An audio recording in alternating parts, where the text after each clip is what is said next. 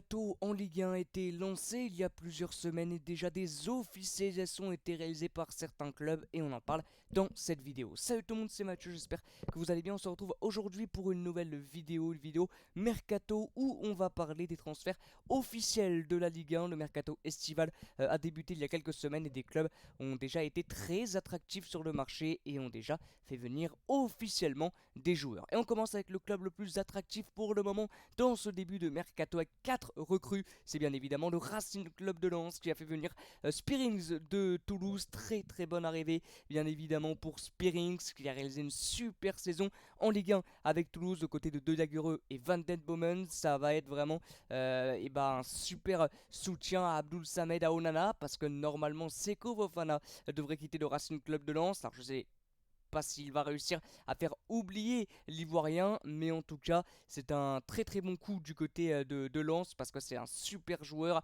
qui rentre dans l'ADN lensois et de toute manière les Lensois se trompent rarement sur leur recrutement et je pense que là-dessus ils ne se sont pas trompés. Après est-ce que c'est niveau Ligue des Champions, je sais pas, mais ce qui est sûr c'est qu'il va encore progresser. Ensuite il y a un autre joueur qui cette fois-ci arrive de National de l'AS Nantes-Lorraine, c'est Nail El Ainaoui, très jeune joueur de 22 ans qui était le capitaine en deuxième partie de saison de l'ASNL. Je peux en parler précisément parce que je supporte l'ASNL et je l'ai vu très très souvent jouer. C'est un super joueur, vraiment. C'est un super joueur pour casser les lignes. C'est un super joueur sur coup de pied arrêté. C'est un joueur qui mouille le maillot, vraiment, qui n'arrête jamais de courir, qui est très très bon, qui a un coffre physique assez impressionnant et qui va vraiment aider le Racing Club de Lens. Alors dans un premier temps en sortie de banc, bien évidemment, mais après pourquoi pas avec sa progression prendre un petit peu plus de temps de jeu. La troisième recrue, elle vient de Ligue 2 et du Paris FC avec le jeune attaquant Morgan Guilavogui qui arrive avec 15 buts à son compteur cette année du côté du Paris FC. Le Paris FC n'a pas fait une bonne saison cette année en Ligue 2, mais lui par contre, individuellement, personnellement, a été très très bon. Il arrive pour renforcer l'attaque lensoise. C'est un joueur assez polyvalent et certains vont dire que pour la Ligue des Champions, bien évidemment, c'est faible d'aller chercher les joueurs de National et de Ligue 2, mais les joueurs que Lens vont chercher progressent énormément et je pense que ce sera le cas de Morgan Guilavogui qui arrive donc du côté du Racing Club de Lens. Et la dernière recrue pour le moment en date des Lensois, c'est l'arrivée d'Andy Diouf du FC Bâle, le jeune français qui a un milieu de terrain qui marque peu mais qui fait beaucoup marquer vraiment. C'est un joueur très décisif avec le FC Bâle l'année dernière qui arrive du côté du Racing Club de Lens, un jeune joueur et c'est aussi une très très bonne recrue vraiment. Je pense que lui peut démarrer directement dans le 11 et ça posera aucun souci. C'est vraiment des joueurs qui rentrent dans l'ADN lensoise et qui peuvent aider Lens à réaliser une saison encore extraordinaire en Ligue 1 et pourquoi pas un joli parcours en Ligue des Champions. On part cette fois-ci dans un autre club du côté de l'OM avec l'officialisation de Geoffrey Kondogbia. Vraiment super recrue, vraiment il n'y a rien à dire, c'est très intelligent d'avoir été chercher Kondogbia qui a déjà une expérience folle pour la Ligue des Champions, bien évidemment l'ancien joueur de Atlético de Madrid, l'ancien joueur de Valence également, pour aller chercher voilà, les barrages déjà. C'est une super recrue, hein, Kondogbia au milieu de terrain, avec peut-être un Rongier, avec un Verretou dans la rotation. Ça peut vraiment être très très intéressant. Kondogbia qui rentre aussi dans l'ADN marseillais, un gars qui lâche jamais rien, qui mouille le maillot. C'est vraiment une super recrue.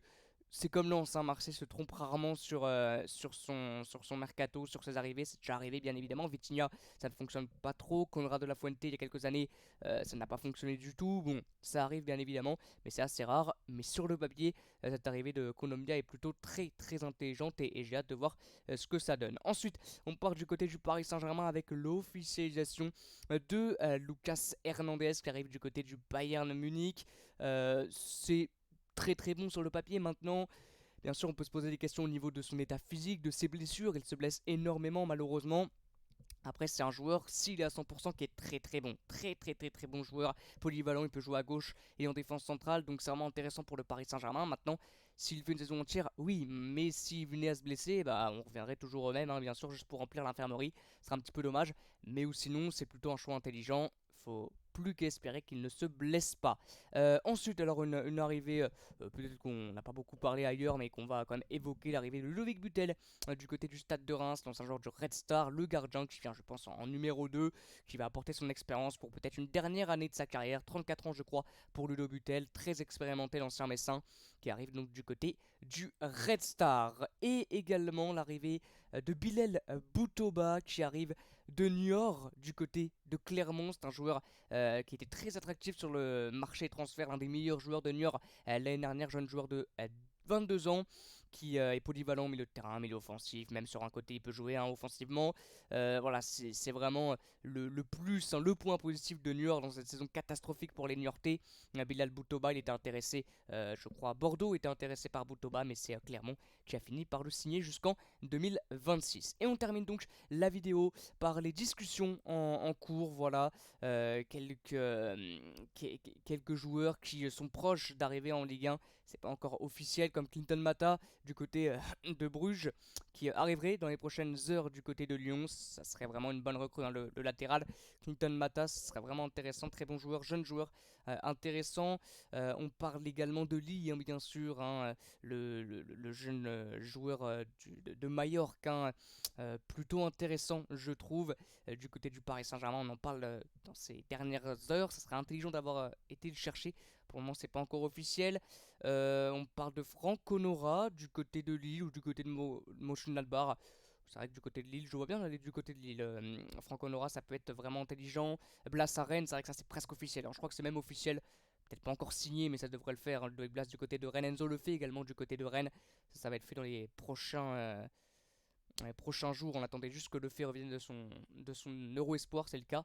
Donc il y a de grandes chances qu'il signe avec Rennes dans les prochains jours et ça serait vraiment intelligent pour les Rennais d'avoir été chercher et Ludo Blas et Enzo le fait. Voilà, donc c'est la fin de la vidéo. N'hésitez pas vous à me dire dans l'espace commentaire ce que vous pensez de ce début de mercato en Ligue 1, dont le début de mercato lensois. On se retrouve alors, je sais pas quand, peut-être dans un certain temps pour une nouvelle vidéo. En tout cas, moi je vous dis à bientôt et ciao.